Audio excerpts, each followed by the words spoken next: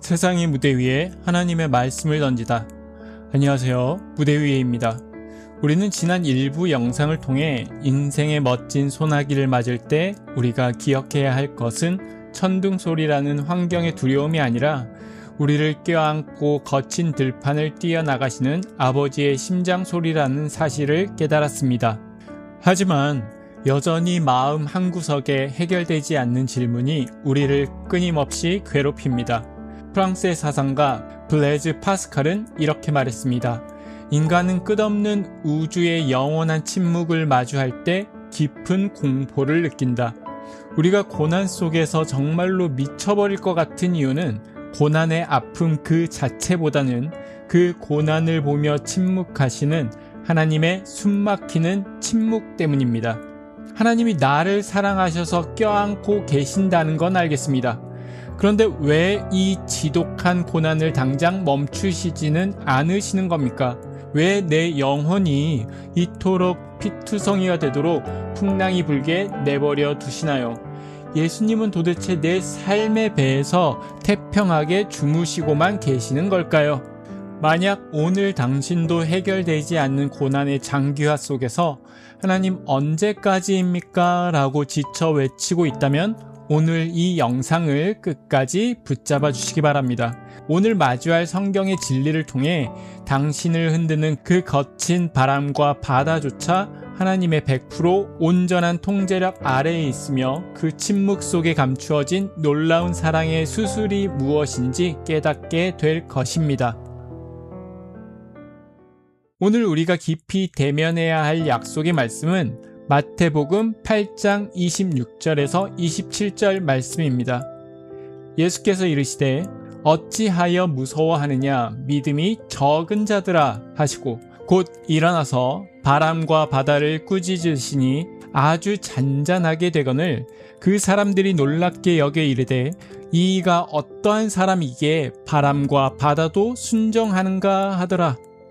예수님은 죽음의 문턱에서 비명을 지르던 제자들을 향해 몸을 일으키시며 아주 단호하게 말씀하십니다. 어찌하여 무서워하느냐? 솔직히 우리 인간의 상식으로 볼 때 이 질문은 너무 가혹하고 매정해 보입니다. 당장 물이 배에 가득 차서 침몰하기 직전인데 무서워하지 말라니요. 이것은 인간의 감정을 무시하는 차가운 답변처럼 들립니다. 그러나 주님께서 그토록 단호하셨던 답변엔 숨어있는 영적인 비밀이 있습니다. 이 거친 풍랑, 제자들의 인생을 송두리째 흔들었던 지진과 같은 풍랑은 그들을 죽이려는 재앙이 아니었기 때문입니다. 그것은 가짜 믿음을 발가 벗기시고 진짜 흔들리지 않는 신앙을 세우시는 철저히 계획되고 계산된 하나님의 연단 프로그램이었습니다. 하나님은 결코 이유 없는 고난을 허락하지 않으십니다. 이사야서 48장 10절에서 하나님은 우리의 인생을 다듬어 가시는 방식을 이렇게 선포하십니다. 보라, 내가 너를 연단하였으나 은처럼 하지 않고 너를 고난의 풀무풀에서 택하였노라. 우리를 망하게 하려는 불이 아니라 내 안에 찌꺼기를 태워 순수하고 단단하게 만드시기 위해 고난의 풀무불에 잠시 두셨다는 것입니다. 예수님은 바람과 바다를 향해 꾸짖으셨습니다. 헬라어 원문으로 에피티마오라는 이 단어는 예수님이 더러운 귀신을 쫓아내며 영적인 질서를 회복하실 때 쓰시던 엄중한 명령어 단어였습니다. 주님이 마침내 눈을 떠 한마디 에피티마오 하시자 그 미쳐 날뛰던 사나운 파도는 마치 창조주의 목소리를 기억해낸 아기 양처럼 순종하며 납작 엎드렸습니다. 시편 107장 29절에서 30절은 이 찬란한 능력을 이미 찬양하고 있습니다.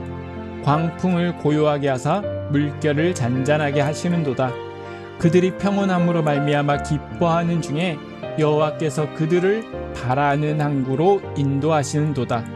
20세기 위대한 변증가인 C.S. 루이스는 그의 명저 고통의 문제에서 시련에 관하여 이렇게 적고 있습니다. 하나님은 즐거울 때 속삭이시고 양심 속에서 말씀하시지만 고통 속에선 외치신다. 고통은 귀먹은 세상을 깨우시는 하나님의 메가폰이다. 우리가 평온하고 기쁠 땐 우리는 세상이라는 달콤한 소음과 즐거움이라는 헤드폰을 쓴 것처럼 살아갑니다. 하나님의 부드러운 속삭임이 전혀 들리지 않는 상태가 되는 것이죠. 하나님 없어도 내 힘으로 완벽하게 잘 살 수 있다는 무서운 착각에 빠집니다. 그때 하나님은 잠들어 있는 우리 영혼의 이어폰을 강제로 벗겨내시고 우리의 영혼을 깨우기 위해 고통이라는 거대한 확성기, 메가폰을 들고 소리를 지르시는 것입니다. 사랑하는 내 자녀야, 정신 차려라. 거기는 낭떠러지야. 나를 보아라. 고통은 단순히 아픈 것이 아니라 나를 살리기 위해 목이 터져라 외치시는 하나님의 가장 절박한 사랑의 음성인 것입니다.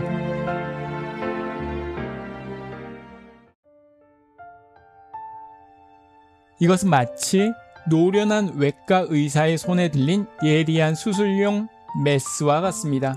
의사는 아무런 문제가 없는 건강한 신체에는 절대로 칼을 대지 않습니다. 메스로 피부를 찢고 살을 도려내는 고통이 크고 깊다는 것은 내 안에 숨겨진 생명을 서서히 갉아먹고 있는 암덩어리가 그만큼 깊고 치명적이라는 뜻입니다. 그 메스를 든 의사를 향해 왜 나를 아프게 합니까? 나를 죽이려 하십니까? 라며 수술대 위에서 소리를 지르고 발버둥치는 환자는 어리석은 사람입니다. 의사의 칼끝에는 미움과 가학이 아니라 환자를 반드시 살려내겠다는 치열한 사랑과 정교한 기술이 집약되어 있습니다. 히브리서 12장 11절은 이 아픈 수술의 과정을 이렇게 격려합니다. 무릇 징계가 당시에는 즐거워 보이지 않고 슬퍼 보이나 후에 그로 말미암아 연단받는 자들은 의와 평강의 열매를 맺느니라.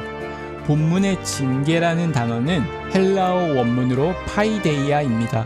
이 단어는 어린아이를 뜻하는 파이스에서 유래했는데 아이가 온전한 성인으로 자라나도록 돕는 전인격적인 교육, 양육, 훈련을 뜻합니다. 즉 히브리서의 징계란 허물이나 잘못된 것이 아니라 우리들을 그리스도의 자녀로 멋지게 자라나도록 하나님이 주시는 교육 과정이라는 의미입니다. 지금 메스가 다 아프고 눈물 나는 수술의 과정은 슬프고 고통스럽겠지만 이 칼끝을 지나고 나면 반드시 내 삶에 의와 평강의 열매가 맺힐 것이라는 엄중한 약속입니다.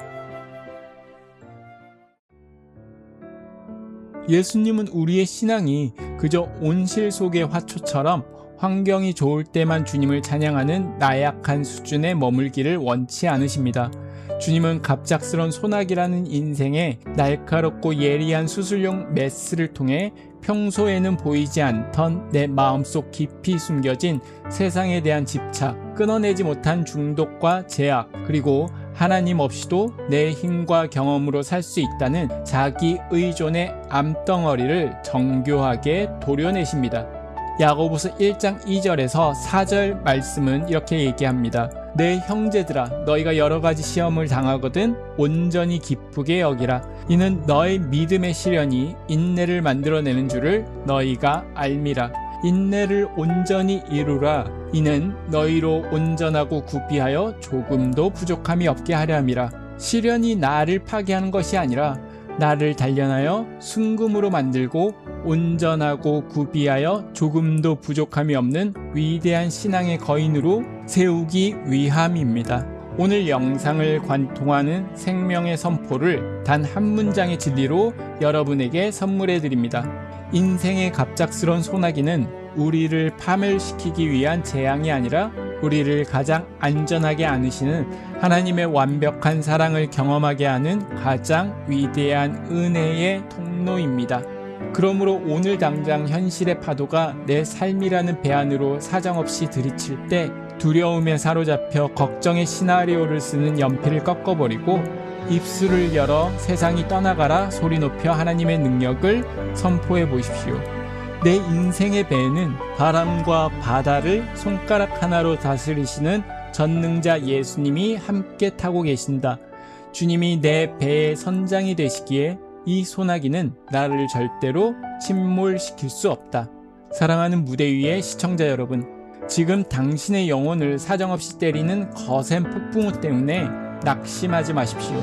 당신의 신음소리에 귀를 기울이시는 주님은 결코 주무시지도 졸지도 아니하시며 당신의 영혼을 당신보다 더 소중하게 붙들고 계십니다.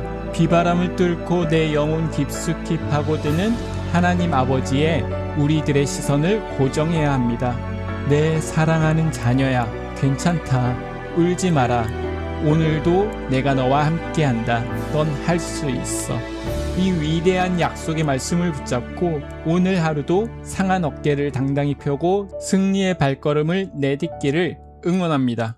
오늘 전한 말씀이 갑작스러운 소나기에 주저앉아 있던 분들에게 도움이 되었다면 이 세상의 누군가의 무대 위에 퍼져나가도록 구독과 좋아요, 알람 설정 함께 부탁드리겠습니다. 여러분의 작은 동참이 절망에 빠진 한 생명을 살리는 기적의 통로가 됩니다. 지금까지 세상의 무대 위에 하나님의 말씀을 던지다 무대 위에였습니다. 감사합니다.